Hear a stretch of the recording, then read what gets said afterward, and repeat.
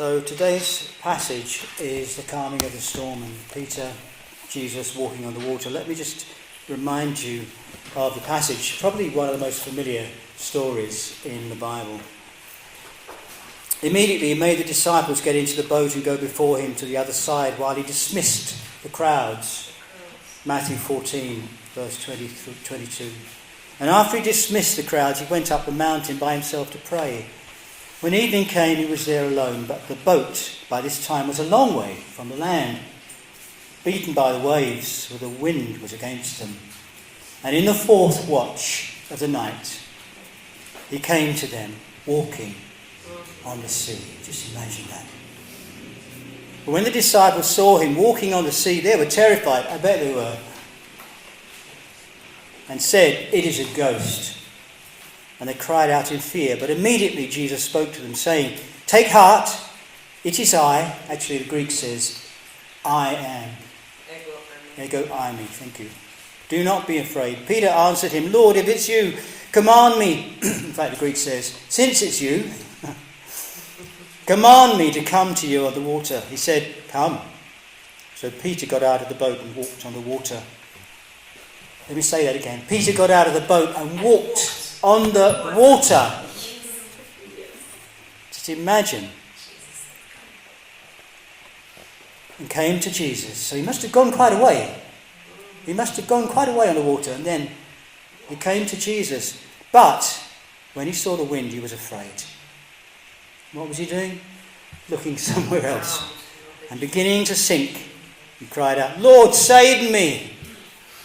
Jesus immediately reached out his hand and took hold of him, saying to him, "Oh, you of little faith, why did you doubt?" And when they got into the boat, the wind ceased. And those in the boat worshipped him, saying, "Truly, you are the Son of God."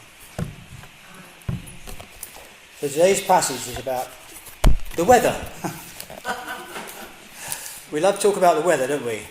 So I thought I'd start, since it's good to start with a good joke at the beginning of the sermon. I was always told that. You start with a joke.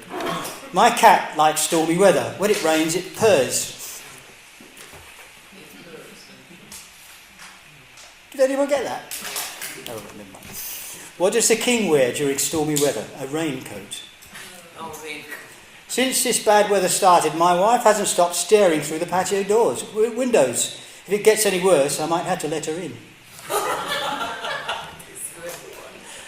What do you call a bear in a storm? A drizzly bear. What's the difference between weather and climate? You can't weather a tree, but you can climb it. Okay, that's good. Well, I got you laughing anyway. That's the main thing today, isn't it? Got to have a good laugh. So, okay, I'm going to talk about three things today. First, we need a revelation of Jesus. A revelation of God. A revelation of who Jesus is. That's the first thing. And then the second thing is we're going to talk about how Peter is a model for us. We all imitate somebody. Why shouldn't we imitate Peter? And then the third thing we're going to say is, Lord, I'm sinking. What do we do when we're sinking? Help. Yes, definitely. But it was the fourth watch of the night. You know, the Romans divided the night time into 4 sections of 3 hours, and this one was from 3 o'clock to 6 o'clock. It was the fourth watch, 3 o'clock in the morning, and they weren't comfortable sleeping in their beds. They were huddled in a boat in the middle of a storm, and Jesus sent them. Jesus sent them. He did it. It was he who caused the situation to be in the first place. And where was he? He wasn't there in the boat, sort of patting me on the back, saying, "Don't worry, everything's fine." No. He was praying. He was up on a mountain praying, as was his habit, praying to his Father. You know, Jesus' prayer life is something to model. He spent hours in prayer. And at the fourth watch, at this time of day, Jesus was praying. Do you know, I sometimes get woken up at 3 o'clock in the morning. And sometimes that's a really bad time to wake up. Because everything looks really grim at 3 o'clock in the morning. You worry about things a lot more at 3 o'clock in the morning. If things are going on at work or in the home or somewhere, You think about it, and it seems ever so dark and ever so black. And it's at that extreme moment when the storm is at its worst, we need a vision of the glory of God. That's what we need, a revelation of Jesus. We need to see God's glory. We need to see Jesus, who he really is. You know, what we think we need is more money. We need a bigger salary, or we think we need success, or we think we need to be popular. What we really need is a revelation of Jesus. That will make all the difference. As I said before, Jesus was passing by. It was a revelation he was giving. He was drawing back the curtains of heaven and revealing to his disciples who he is. Like Moses, show me your glory. Like Elijah, the still small voice. Do you know the Old Testament's full of the New Testament, isn't it? The Old Testament is full of pictures of Jesus. Somebody said, I think it was Augustine, said the New Testament is in the Old Testament concealed, and the Old Testament is in the New Testament revealed. And it's true. You know, if you go through the Old Testament, you'll find hundreds of pictures of Jesus, hundreds of little details that remind you of Jesus. We have just a few verses. Job, chapter 9. He alone treads on the waves of the sea. God parts the Red Sea and the River Jordan and walks across the sea. Psalm 89. You rule the raging sea. When its waves rise, you still them. What was Jesus doing? He was showing who he was. Psalm 107.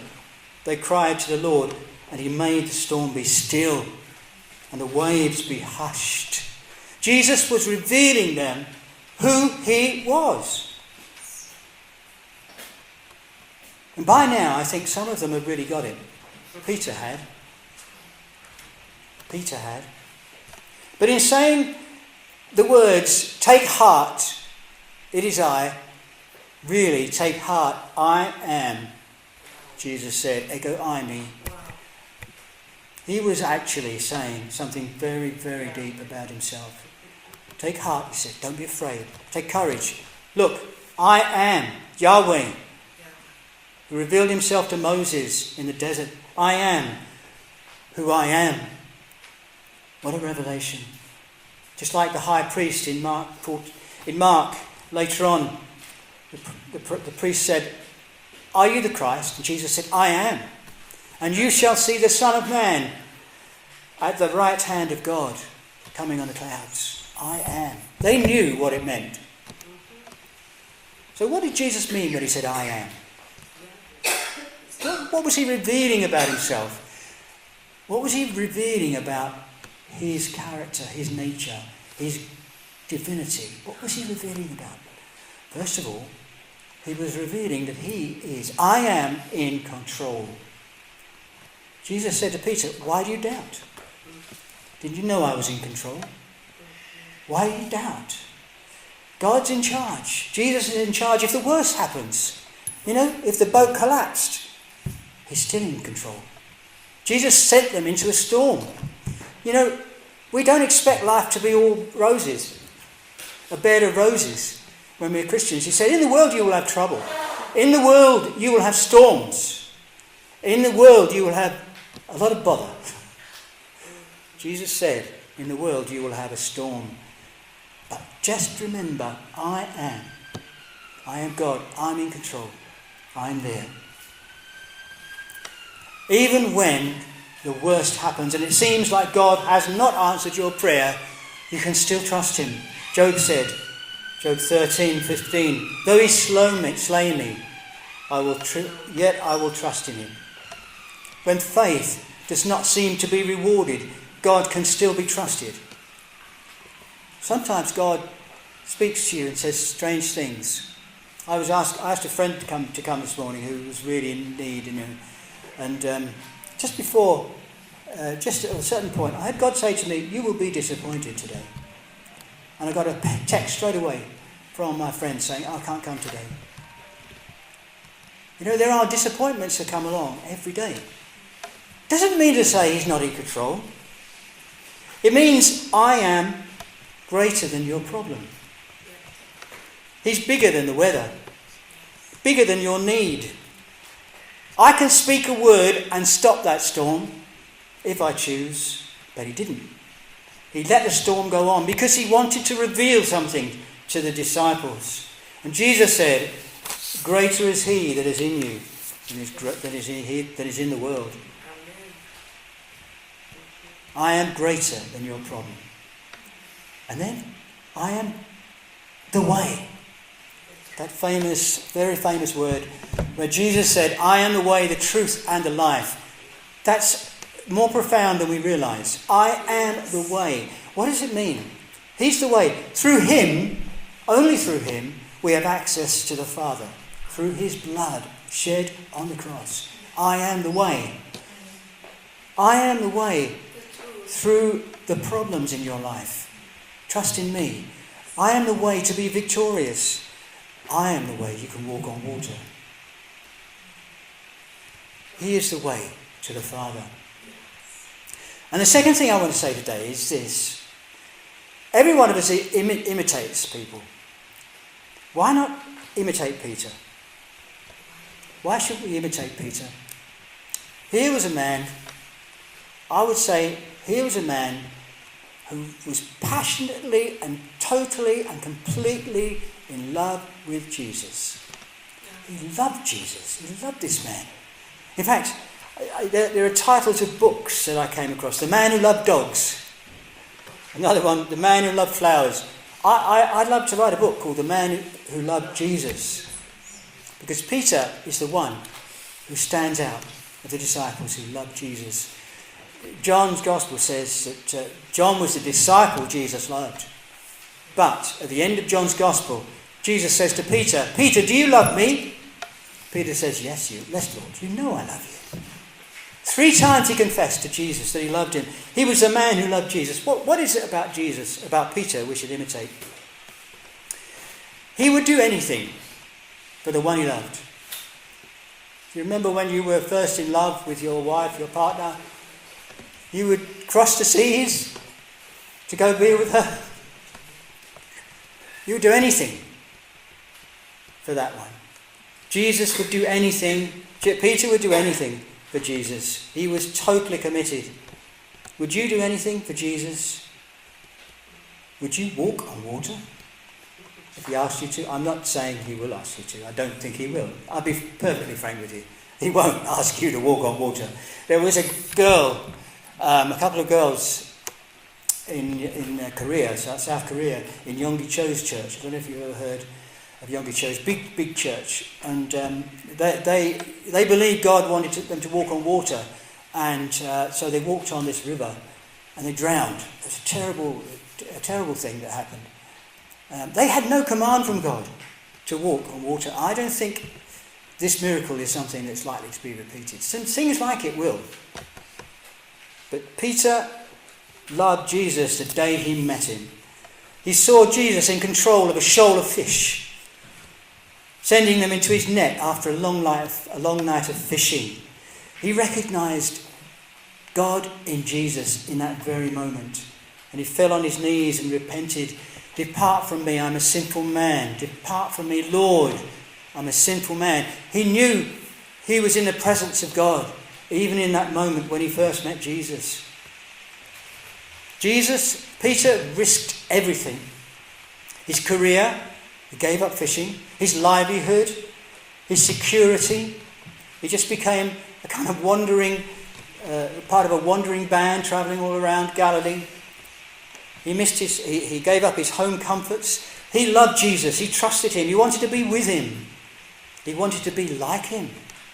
You see, you become like the one you worship. You know, when I was a teenager, we had you were either a mod or a rocker, you know, and you took on the character of those you worshipped. I kind of worshipped the Beatles, and I wore my hair like the Beatles, and I dressed like the Beatles, and I tried to play their songs. You become like the ones you worship, and you can recognise the gods of this day by the people who worship them. You can see it in the people of today. You become like what you worship. In Psalm 115, those who make them become like them, so do all who trust in them. And if you worship Jesus, you will want to become like him. And Peter didn't wait for a call. Sometimes we're hanging around waiting for Jesus to command us to do something. We're waiting around. Well, what does he want me to do? I don't know what his will is. I don't know what am I supposed to do with my life? Instead, what does Peter do? He says, command me, Lord, to walk on water. He tells Jesus to command him. He takes the initiative. Sometimes we're too placid, and we should command Jesus to tell us to do things. We should set out like Peter and be a bit more bold. He didn't wait for a call. What is it that keeps us from being like Peter? Is it our comfort? You see, religion can be a very comfortable thing, can't it? Yes. There's nothing more comfortable in life than religion. You can sit down in a church and just feel so peaceful. You can feel so happy, so comfortable. Everything seems right when you walk into a church. You can be so comfortable. Being in the boat is certainly more comfortable than being on water. But I wish I was more like Peter. He said, Lord, command me and I'll follow you. I remember when I was on OM and I heard a speaker called Derek Burgeon speaking about that famous verse of C.T. Scud, only one life will soon be past, only what we do for Jesus will last. And I felt a call from God to give my life to serving him. And so I went to Bible school and took a qualification there. And when I was thinking about what to do with my life, I met this guy from the OMF, and he tried to persuade me to go to darkest Africa and to sort of speak to the natives. And I just terrified me. The idea of going out there, walking on the waves. And I didn't, because fear. I was afraid. And instead I ended up teaching in darkest Redbridge kids about God. And so I spent a lot of my life teaching religious studies to youngsters, and felt that was what God called me to do. But sometimes we miss the boat, and I often wonder what would have happened if I had taken the first of those options. But I wish I was more like Peter. And Peter called Jesus Lord, and that meant obedience. You can't call someone Lord and then just do what you want. You've got to do what they say. Do you know what the biggest problem in the church, in the Western church is today? I don't know anything about the Eastern church or the Chinese church or the Asian church or African church. I don't really know much about what's going on there. But in the West, what do you think is the biggest problem in the church? It's lukewarm. Yes. The lordship of Jesus. Yes. I think is the biggest issue. And the reason I say that is because there was a survey done some time ago, a national survey in the UK. Christians were asked 5 questions about obedience. This isn't unbelievers, this is believers, worshippers, Bible readers, church attenders. Now, some of them said, I call him Lord of my life, but I still control my own plans, and I don't fully trust him. These were absolutely honest answers on a survey. Some said, Sundays I worship publicly, but I keep my faith private in the week. Yes. I'm afraid of being labelled, rejected, ridiculed. I've got a really good friend, he's a photographer, and we go out photographing kingfishers and all sorts of things. He's a rank and total, utter atheist, and he's always attacking Christianity. And at first I started to stand up, but in the end I just gave up because I just was tired of arguing, because he's so full of arguments against Christianity. I just kept silent. And I think to myself, should I do that? Should I not speak up? But I'm afraid of being labelled or afraid of being rejected or whatever. But we are. Another one said, many others said, I sing about love, but I hold grudges and resentment towards people who've hurt me. One said, I call Jesus Lord, but I still feel very bitter towards my father. And a staggering number in this survey said they wanted lordship without sacrifice. I sing, I surrender all, but I won't risk my comfort to serve him. And a number confessed Jesus while being trapped in habits that contradict everything they believe. They said, I just cannot give up my addiction. This was a true, honest survey done by a group of Christians, by a number of Christians. And I think it reflects the state of Christianity in this country. Probably not so in countries where there's persecution. That's why I say I don't know about China, because I think it's more difficult in those places. Do you know, what would Peter be like today if he were living in the 21st century?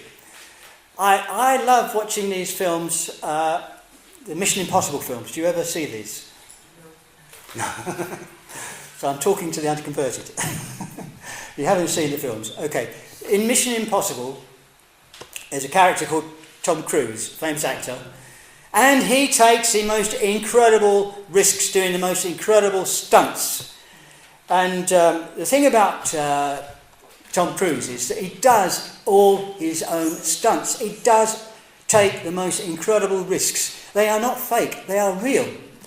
He, for example, would hang on to the edge of a wing in an aeroplane, thousands of, how many miles, feet, I don't know, up in the sky.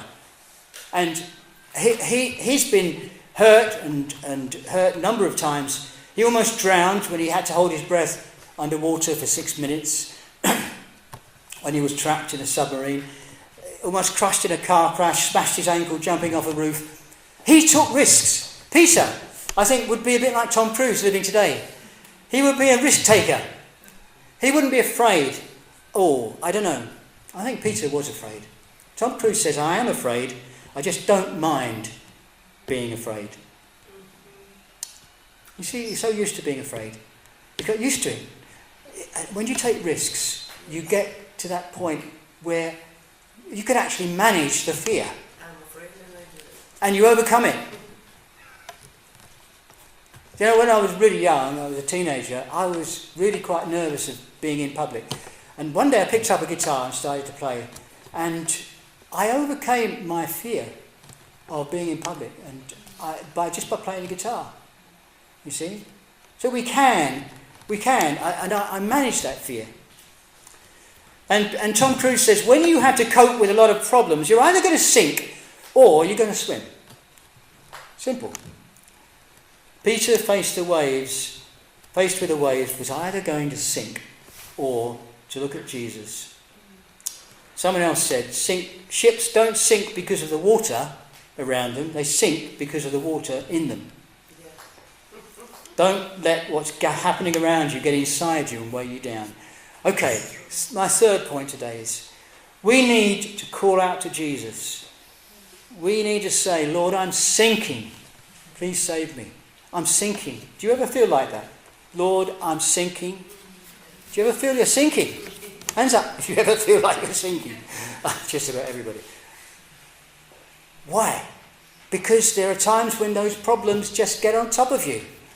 When you get overwhelmed by a situation, by a family situation, by a relationship, by a work situation, you're overwhelmed and these problems get on top of you and they never seem to end. What are the commonest emotions? What do you think? Love, peace, joy, happiness? Commonest emotions are fear and sadness. Fear and sadness. There's a movie called Inside Out. It personifies sadness and fear as characters inside a little girl's head. They're the characters that occupy the space of her head. And you know, those characters, but fear and sadness, can so easily occupy our heads. And they can keep controlling us. And they can take over. And they can speak to us. And it's anxiety and depression that occupies so many people. As much as 1 in 6 people at any one time suffer from this feeling of fear, anxiety, depression. but it's so common. People start to talk about it. Ricky Hatton, do you remember who Ricky Hatton is? Very sad. I saw a story just a short while ago.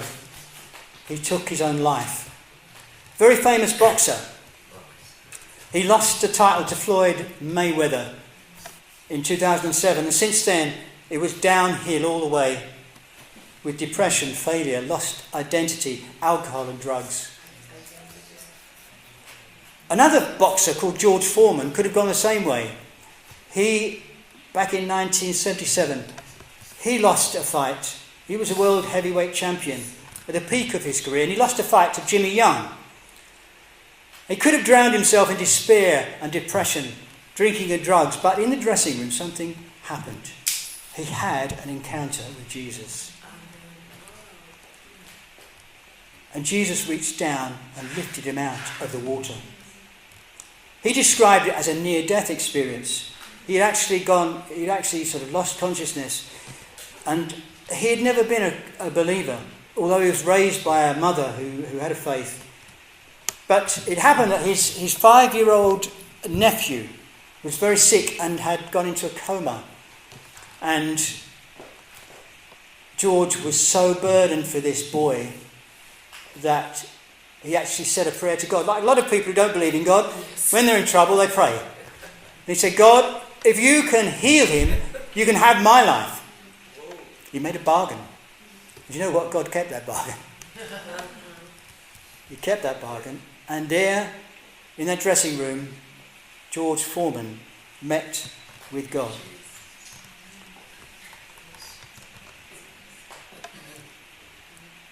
And he heard God speak to him. What did he say? He said, George, I don't want your money. I want you. And God gave him a choice. You can either live or come to me. But he had a miraculous recovery. He chose to live. He said, I can't go now. They need me. Then he returned to his body. But this event changed his life. He retired from boxing. He gave his life to serving God as a preacher and a minister. But George Foreman called out, Lord, I'm sinking. And Jesus reached down his hand and saved him. And you know, there are people experience this kind of pressure, this kind of sadness, this kind of depression and anxiety and fear in all walks of life. Teachers. Now, I'm a teacher. I've been a teacher all my life. Teachers go through incredible pressures, constantly being judged, constantly taking work home, hardly ever having a rest, and no one appreciates them. The pressure to fail is enormous. There was a head teacher in Reading called Ruth Perry. Her school had an Ofsted, a devastating Ofsted, and it went from outstanding to inadequate. Is it raining? Feels like it's raining. It is raining. Okay. But they go through incredible pressures, teachers. And she had an Ofsted which completely devastated her, and she took her own life. She was destroyed.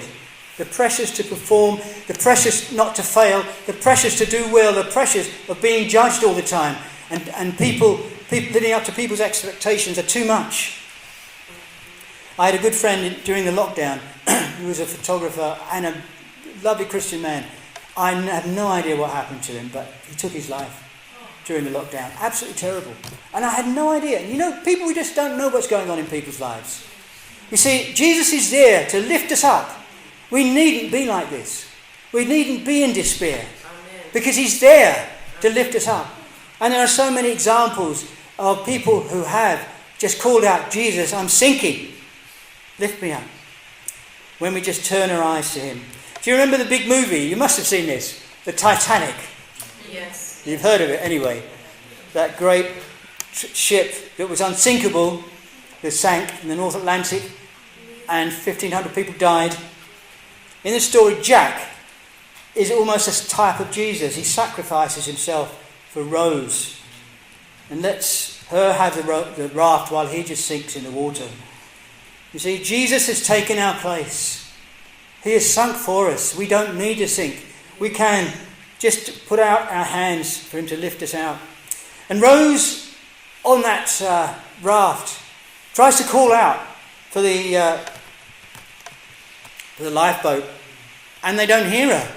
So she calls out even more, and they don't hear her. And so she sees a sailor who's floating by with a whistle in his hand. She grabs it off this sailor floating by, and she whistles. And then she whistles even louder, and she whistles even louder. She was trying to get attention of the lifeboat. And this is what we need to do when we're sinking. We need to get God's attention. Even if it seems at first he doesn't hear us. We need to whistle even louder. We need to call out to him. We need to pray. We need to spend, 3 o'clock in the morning when we wake up in that moment of absolute extreme sadness and fear. We need to spend time praying. Amen. That time praying. It's a good time to pray. 3 o'clock in the morning. Yes. That's the time, they say, when the demons are out. Yes. 3 o'clock in the morning. That's the witching hour. That's the time. It's the reverse of 3 o'clock in the afternoon when Jesus died. And it reminds us that in a couple of weeks we've got Halloween. When all the little kiddies go out trick-or-treating, what are they doing? They're doing the devil's work. But Rose calls out, and the lifeboat comes and rescues her. Was Peter a failure? Maybe he was, because he sank and had to call out for help. But he learnt, and he got up again. And that's what you have to do with failure. He got up again, and he continued trusting Jesus. You see, Peter had two options. Either sink or call out. And that's very often what we're faced with. When we're faced with trouble, you've got a choice. You've got only two options. You can either sink under the waters, or you can call out to Jesus. And listen, frankly, living without Jesus is more risky than living with him.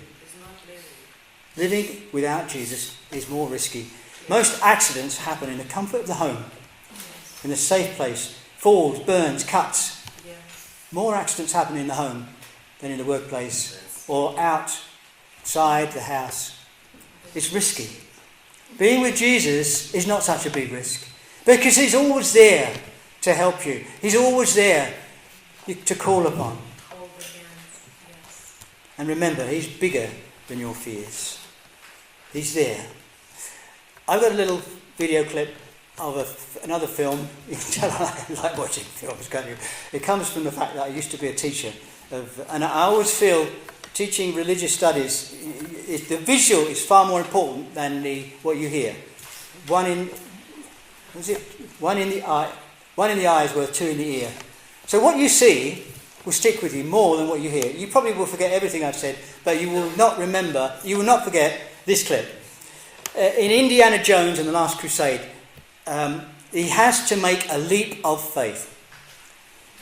And it's a trial. He must step off a cliff into what looks like a bottomless chasm. He does it by following the clue. Only in the leap from the lion's head will he prove his worth. That's the clue.